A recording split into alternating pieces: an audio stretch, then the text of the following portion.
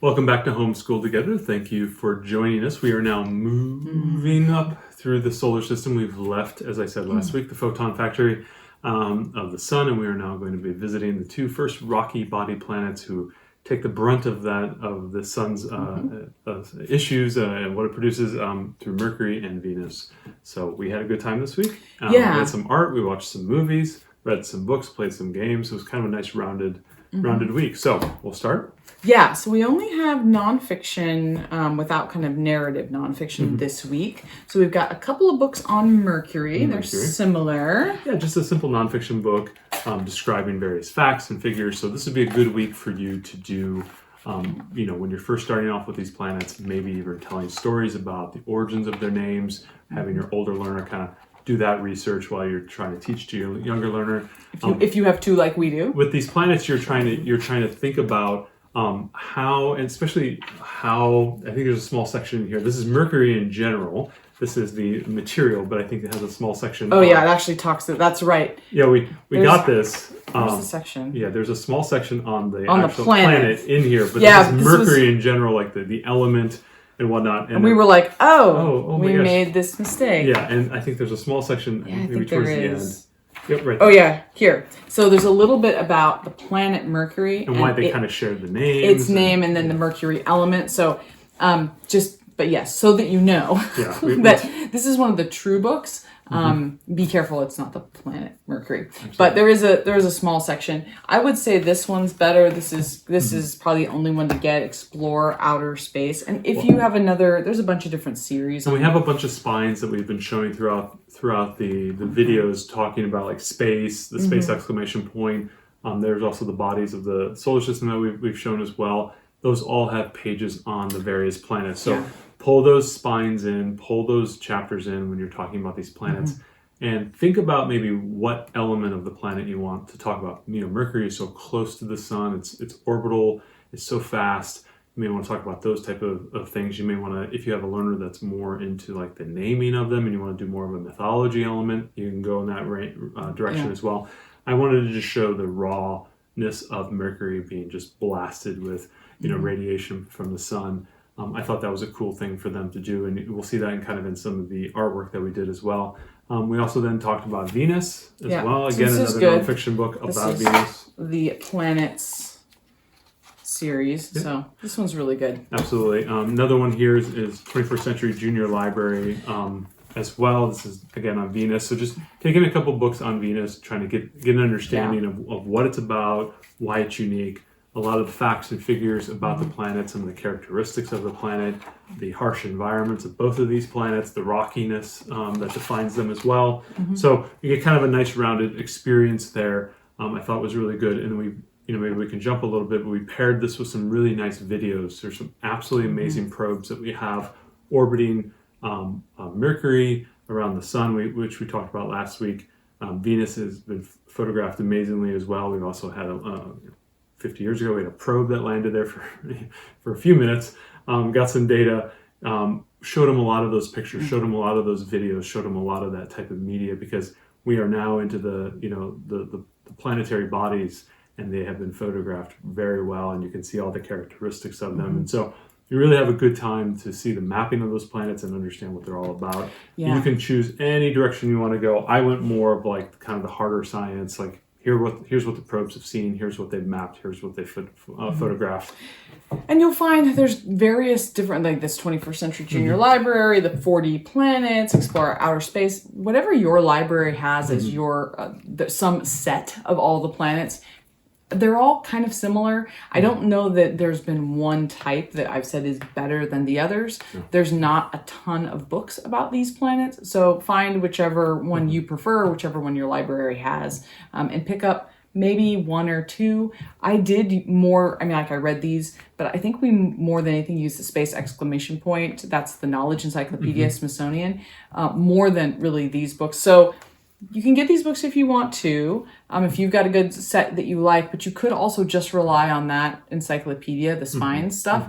And maybe this would be a good week to start learning about what is a space probe. Like, what does it mean to send, this autonomous vehicle out there that's going to take pictures and relay back information, I think that might actually be more valuable than picking up some of these, because they're okay, but they're a little bit dry. Yeah. I think you could maybe find some great videos and things on that. So that'd be my advice. When we got to the end of it, I was like, the books were a little thin this week, and there wasn't as much to see. Obviously, we have pictures of them, so that's something awesome. But I think you could, lean into the actual autonomous stuff that we've sent. That might be better. We went a little bit into the art route. I had my youngest make, obviously, the sun here, and we have Mercury orbiting first, and then Venus. We'll see how long this continues. But this is a nice little project for her to do. Yeah. And then I did, as part of some of the images that we saw of Mercury, were a lot of false color images, kind of showing the chemical deposits that are on the surface. And they were very beautiful, vibrant, kind of false images.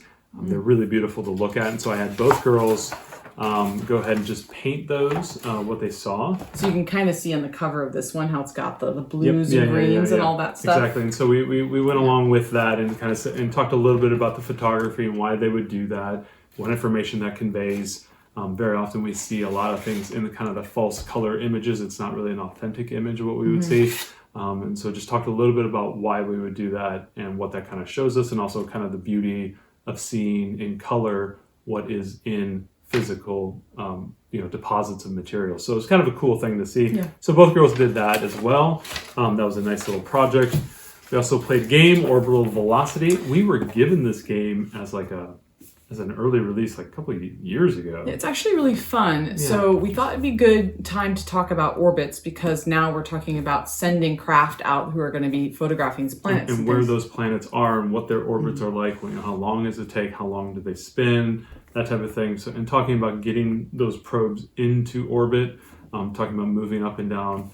So this one's specifically about Earth orbits, but we thought, this is a good, primer to it anyway. But basically, it's a math game where you're playing cards to accelerate and decelerate a rocket, and you're trying to hit the right orbital velocity to get into the right rings. And use math combinations to do exactly that.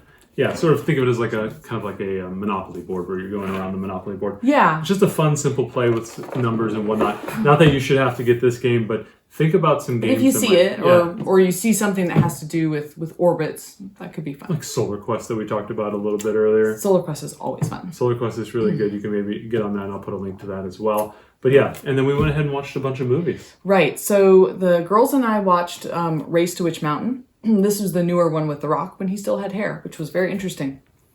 I haven't seen him with hair in a long time. So that was interesting. The original set of movies was from the 60s, and there was a pair of them. And I remember them being really great. So you could watch the older ones. I haven't seen them in a long time, so I have no idea what was in them, except they were Disney movies at that time. But the new one was actually quite good. Pretty good. The kids really enjoyed it. And then we grabbed our towels and went on put our thumbs out right here. Come on, ready? Yep. Ready? And the Vogons picked us up. And so us out. We watched Hitchhiker's Guide to the Galaxy, the one 2006 maybe. I don't know. Anyway, the newer one with Mark Freeman or Bilbo Baggins. Yeah, Mr. Bilbo. But the girls really liked it. I think they liked the kind of outlandish aliens and stuff. They didn't fully understand the whole story, but has that kind of Fifth Element feel to it. Yeah, it's a little bit wild and wacky. So if you wanted to read The Hitchhiker's Guide to the Galaxy and then you can watch the movie, that would be fun to do at some point. Exactly. They didn't get as much out of it. You and I watched Spaceballs, which I haven't. Use the Schwartz Longshore. Lone Star. Longshore? I don't know. I'm going to kick him off my island. No, it's Lone Star. And especially since they're going to be making Spaceballs 2, The Search for More Money. Sure, yes. They have to call it that. Okay, anyways.